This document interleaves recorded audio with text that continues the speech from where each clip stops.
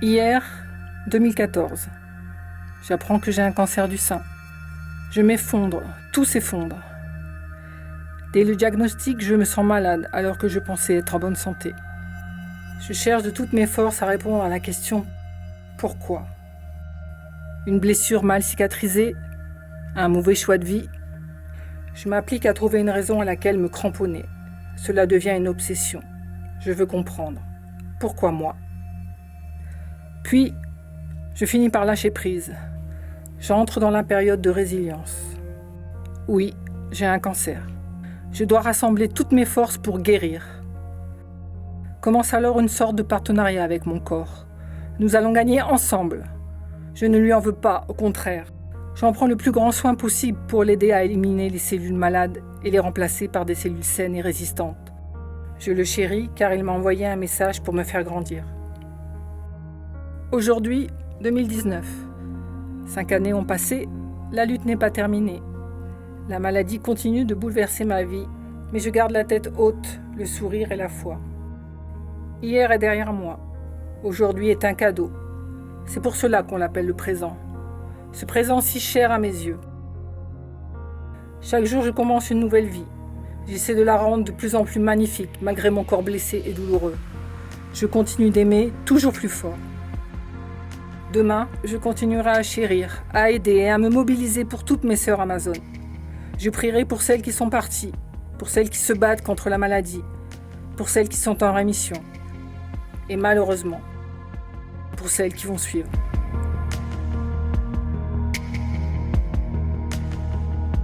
Je m'appelle Anne Haïti Perrault, je suis la présidente de l'association Amazon Pacifique.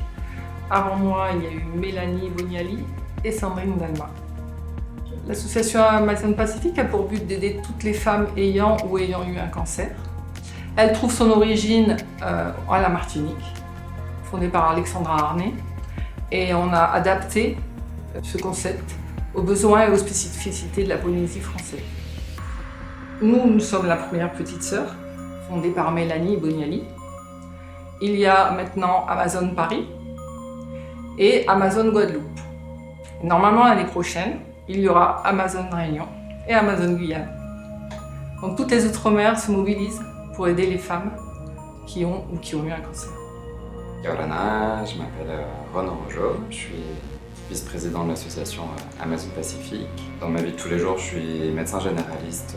Aujourd'hui, l'association propose concrètement, une fois par mois, un espace de rencontre afin d'échanger, de se fédérer un petit peu autour de notre cause. Et cet espace permet aux Amazones de se rendre compte qu'elles ne sont pas toutes seules à travers tout ce qu'elles vivent, de se rendre compte qu'on vit plus ou moins à un certain degré les mêmes choses, d'avoir la possibilité d'échanger, de discuter, est déjà une première libération pour toutes les femmes et puis aussi pour leur entourage, parce qu'évidemment ces réunions sont ouvertes à tout le monde, aux enfants, aux maris, aux cousins, cousines, peu importe.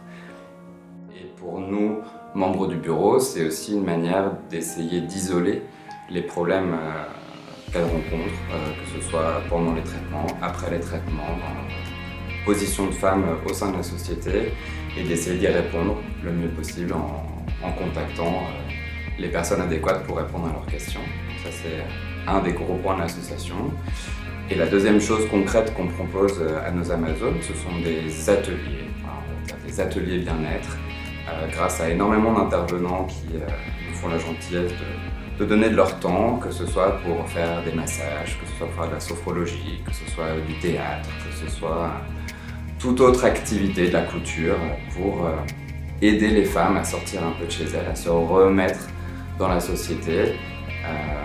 Et donc ça, ces ateliers sont proposés tous les mois, avec un planning qu'on met à disposition des Amazones pour pouvoir s'inscrire sur ce qui les tente, tout simplement, pour sortir un petit peu de cette spirale difficile qu'est la maladie.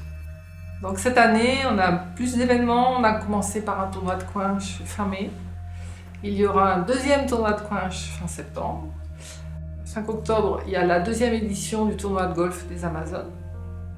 Et du 7 au 12 octobre, il y a l'événement phare de cette année. Pour Octobre Rose, nous organisons une exposition d'art caritative qui réunit 20 artistes, des photographes, des peintres, des sculpteurs, des céramistes et bien d'autres artistes encore, à la salle Mouriabaye de la Maison de la Culture. Le vernissage aura lieu le 8 à partir de 18h. Suite à l'exposition, on va faire une petite pause, mais ça va pas être très long pour les fêtes de fin d'année. Pour les femmes qui sont en chimiothérapie, nous allons organiser une opération au coussin cœur. Donc l'objectif, c'est de faire des sacs. Et dans ce sac, il y aura un coussin cœur. Le coussin cœur, d'abord le cœur, ça fait du bien. Pour les femmes qui ont un cancer du sein, ça soulage ici. Mais même pour les femmes qui c'est tout autre cancer, puisqu'on s'adresse à tous les cancers féminins, elles auront aussi leur coussin cœur pour mettre la tête, pour poser un livre, c'est assez pratique. Donc il y en aura un peu de toutes les sortes, de toutes les couleurs. Et dans ce sac, il y aura aussi pour chaque Amazone un bonnet chimio. Donc actuellement, on a une couturière bénévole qui est en train de faire les patrons de 3 bonnets chimio. Un bonnet qui ressemble un peu à un bob, enfin un joli bonnet. Et il y a une casquette. Et il y aura un foulard avec 2 grandes lanières qu'on peut enrouler autour de la tête. On a la chance d'avoir une pharmacienne qui va nous offrir des petits échantillons pour des crèmes de peau, des choses comme ça, puisque quand on est en chimio, on souffre d'une sécheresse très très importante de toutes les muqueuses. Donc le 15 octobre, je vais lancer sur Facebook un appel aux couturières, en mettant bien sûr la vidéo, le tuto pour faire le coussin. Voilà, le but c'est d'avoir un maximum de coussins cœur pour pouvoir, à partir du 15 décembre, aller au CHPF distribuer ces sacs, voilà, pour cette année. Donc on a beaucoup de projets en tête. Pour l'année prochaine, on va continuer les shootings photos des Amazones, parce que le but dans 2 à 3 ans, c'est de faire des expositions itinérantes. Donc d'abord tout autour de Tahiti, puis Moorea, et ensuite les îles Rangiroa, Laivave, Nukuiva, Raiatea, parce que les Amazones ne sont pas qu'à Tahiti. L'année prochaine, on aimerait bien monter un fonds d'accessoires, parce qu'on s'est aperçu que les femmes polynésiennes n'avaient pas toujours de prothèses, parce que ça coûte cher, parce que le soutien-gorge qui va avec n'est pas remboursé et qu'il coûte cher. Elles ont des fois juste un baril sur la tête, voilà, et il n'y a pas, par exemple, de maillot de bain adapté pour mettre la prothèse, donc bien souvent elles vont plus à la mer, ça fait honte. Donc l'objectif là, moi je suis en train d'essayer d'avoir des partenariats avec différents fournisseurs. Par exemple au Québec, au Canada, il y a une association qui s'appelle Les Nichons Tricotés. J'en suis commandé, c'est entièrement gratuit. Ils demandent juste à faire un don si on peut. Alors, je vais voir avec eux s'ils peuvent nous faire 10-15 prothèses de chaque taille et puis nous on leur fera un don. Donc on va aussi entamer des négociations avec des partenaires en France pour qu'elles puissent avoir une prothèse, qu'elle puisse être jolie, qu'elle puisse aller à la mer. Voilà. Et si l'Amazone ne peut pas donner, eh ben elle ne donne pas. Si elle peut donner 1000 francs, elle donne 1000 francs. Si elle peut donner 5000, elle donne 5000. C'est le principe de ce fonds d'accessoires. Et ça, c'est une idée qui me tient particulièrement à cœur pour que nos Amazones puissent retrouver leur féminité, retrouver leur confiance en elles. Donc, pour mener toutes nos actions, nous sommes soutenus par le territoire, le ministère de la Santé de la Polynésie française, les institutions et les partenaires sensibles à notre cause. Ce que je voulais dire aussi par rapport à l'exposition de cette année, c'est que je ressens énormément de gratitude pour les artistes qui ont été d'une générosité incroyable envers l'association. J'en ai tout le temps la chair de poule parce que c'est incroyable ce qui s'est passé là, voilà, c'est juste superbe, magnifique. Et on va les remercier pendant l'expo.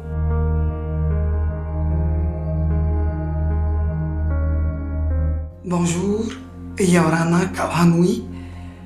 Je m'appelle Marisandra Kahunine, épouse d'Evini. Je suis née à Wapo,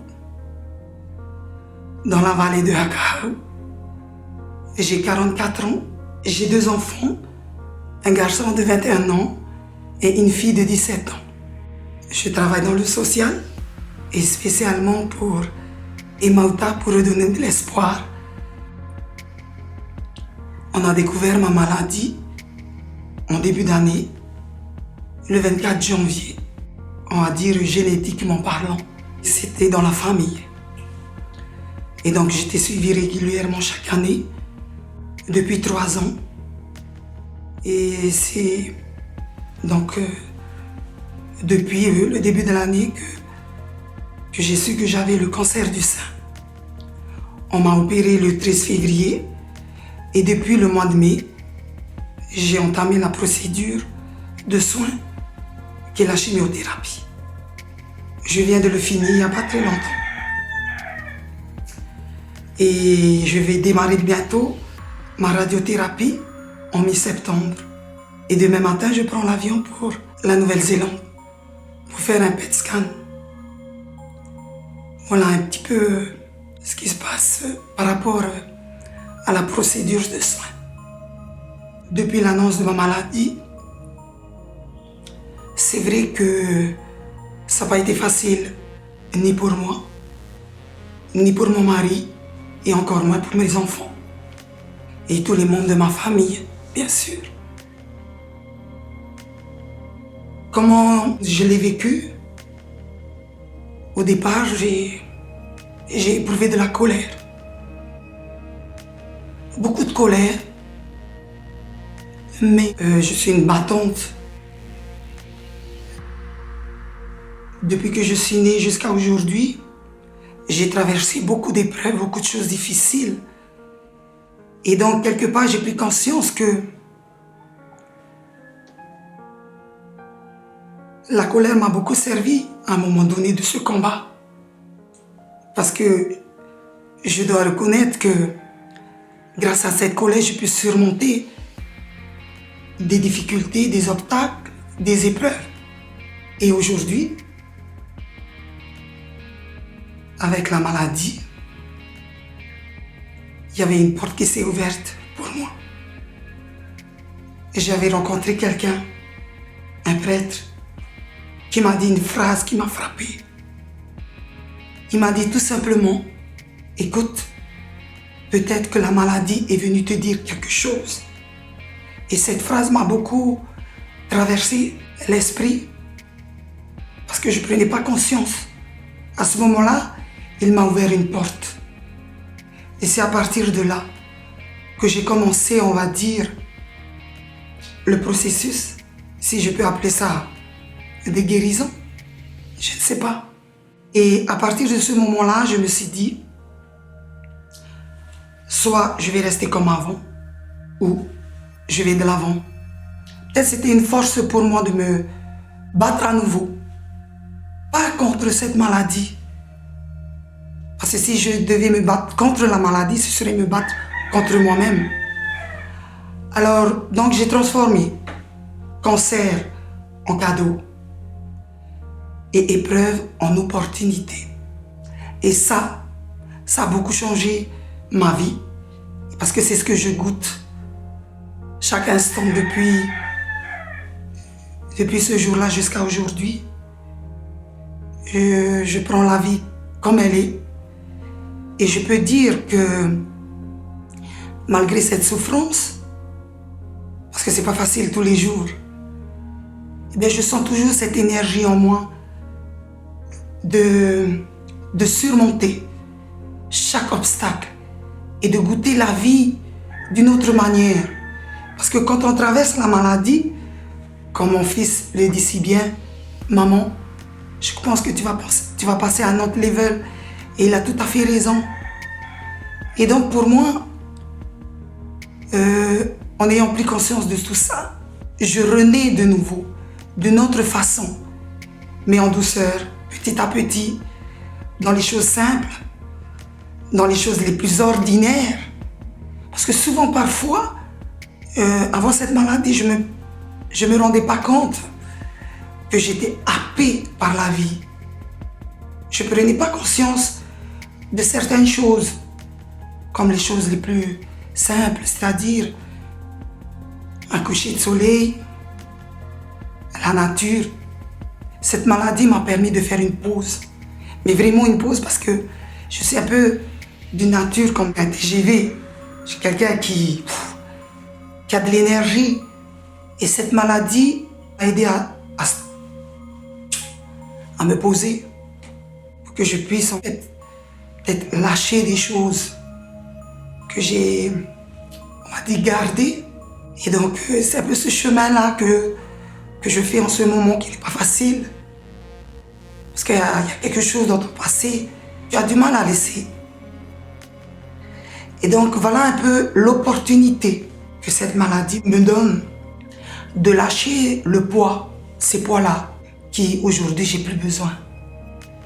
Donc peut-être de vivre les choses en douceur et surtout dans l'acceptation de mon passé. Et de passer à une autre étape de ma vie.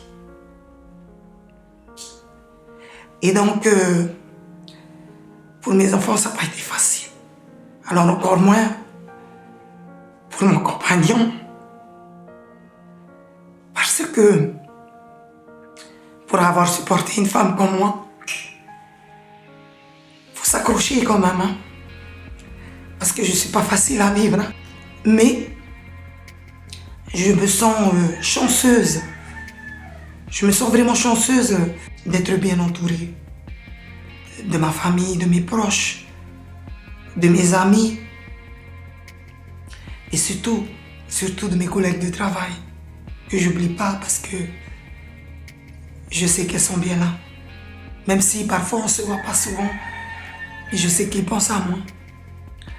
Donc voilà la chance que j'ai. En plus, par-dessus le marché, voilà encore d'autres opportunités. Qui aurait pensé que j'allais adhérer à l'association, cette magnifique association qui s'appelle les Amazones, qui est tombée dans ma vie comme ça, en allant à la pharmacie, je vois ce prospectus et c'est comme ça que j'ai connu Anne et les choses ont suivi. J'ai participé il n'y a pas très longtemps à ma première rencontre au service de la santé avec d'autres Amazones. Ça a été très enrichissant parce qu'en fait, durant cette rencontre, je me suis sentie chez moi. Je me suis sentie comprise. Parce qu'il y a des moments, quand les gens te regardent, savent que tu as le cancer, et je vois dans le regard. Je vois dans le regard qu'ils ne savent pas quoi me dire. Ils ne savent pas comment m'aborder. Il y a peut-être des personnes qui le savent mais qui ne le disent pas. Parce qu'ils ne savent pas non plus comment se comporter. Je sais très bien qu'il n'y a pas de mots à dire. Il n'y a rien à dire. C'est juste dans le regard. Et c'est vrai que parfois, il y a des moments où je perçois dans le regard des autres de l'amour. Mais ça m'arrive parfois de percevoir de la peur, de l'inquiétude. Je sais que c'est pas facile. Voilà encore d'autres opportunités qui sont venues dans ma vie. Et je suis vraiment contente de connaître cette association parce que je rencontre des personnes qui sont à l'intérieur d'elles-mêmes belles, d'une grande douceur, d'une grande beauté. Et en plus de ça, qui aurait pensé que j'allais vivre, entre guillemets, shooter une photo. Ça aussi, parfois je me dis à moi, mais qu'est-ce que tu fais là? Mais en fait, les choses sont venues naturellement à travers, par exemple, ce projet photo d'art. Je me suis lancée, mais sans aucune peur, mais voilà, je me suis lâchée. Je me suis dit, c'est maintenant ou jamais. Voilà, pourquoi pas? Mannequin d'un jour. On va dire ça comme ça. Qui aurait pensé que j'allais être sur un cheval? Parce qu'en fait, durant cette rencontre, durant ce partage, avec des personnes encore super géniales, qui sont simples, comme Julie, comme Manoa, qui donnent de leur temps, ça encore, c'est, en tout cas pour moi, c'est encore un cadeau pour moi, de rencontrer ces personnes. Et les échanges qu'on a pu avoir, et les choses sont sorties tout seules. Par exemple, pour ma part, avant de faire les shootings photos, quand j'ai parlé de mon expérience, comment j'ai traversé cette maladie, c'est venu tout seul. J'ai raconté ma vie simplement. Et à travers ça, eh ben, les choses se sont enclenchées. Je me suis retrouvée sur un cheval, habillée en costume marquisien. Alors que ça fait longtemps que je ne suis même pas montée sur un cheval.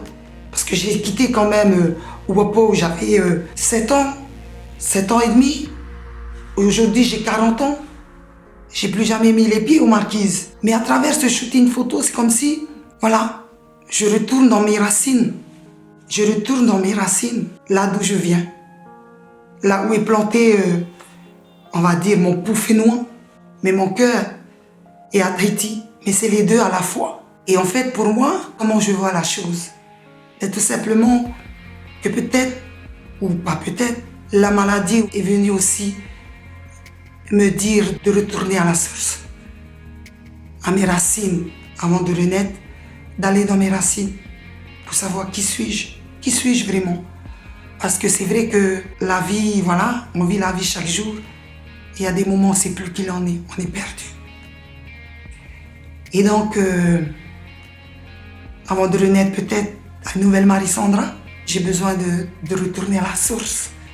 Donc, à travers toutes ces opportunités qui s'offrent à moi, voilà un petit peu comment je vois les choses. Et j'ai eu un cadeau de Noël avant Noël. J'ai mon grand frère qui m'a offert un billet d'avion. C'est pas magnifique ça? Pour aller vivre le Matava, aux îles Marquises. Mais c'est pas que pour ça, c'est plus que ça. C'est pour retourner dans mes racines, peut-être pour me régénérer. Et puis, avec la grâce de Dieu, une guérison complète de toutes mes maladies. Pas de la maladie, mes maladies. Parce que c'est pas vraiment simplement une maladie du corps, c'est la maladie de l'âme peut-être. La maladie de l'âme. C'est là, peut-être que je dois aussi aller pour vraiment vivre cette guérison complète. Mais toujours avec la grâce de Dieu. Voilà un petit peu mon histoire, tout simplement. Amazon Pacifique, here ite ora. Here ite ora. Here ite ora. Here ite ora. Here ite ora. Amazon Pacifique.